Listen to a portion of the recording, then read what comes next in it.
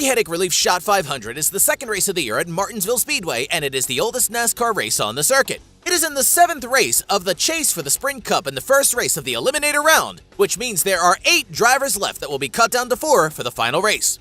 Martinsville Speedway has a ton of history as it was built in 1947, and it is the shortest track in the series at 0.526 miles. This race is 500 laps on a track that is pretty flat at 12 degrees in the corner, and there is really only one lane. If your car can pass on the outside at Martinsville, it's having a great day. That means you might have to move someone out of the way, especially later in the race, and the field catches up to lapped cars quickly.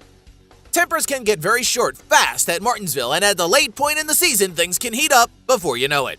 Joey Logano won his 6th pole of the season and was the dominant car leading 207 laps, but he finished in 37th as Matt Kenseth put him into the wall later as payback for their tangle at Kansas Speedway. That opened the door for Jeff Gordon to pick up his first win of the year and the last of his career as he would retire after the season. Jamie McMurray, Denny Hamlin, Dale Earnhardt Jr., and Kyle Busch were in the top 5, but Kenseth and Logano were in the middle of the post-race conversation. Kenseth would be parked for 2 races for taking out Logano on purpose, and it ruined Logano's chance for a championship. It should also be noted that Kenseth was laps down at the time and came back on the track specifically to wreck Logano. The win also tied Gordon with Richard Petty and Darrell Waltrip with 6 wins in the Martinsville full race, while Jimmy Johnson is next with 5. When betting on NASCAR's Goody's Headache Relief Shot 500, most of the drivers should have a positive sign in front of the odds. For example, odds of plus 900 would mean you bet $100 to win $900. You'd win back a total of $1,000 for a winning bet.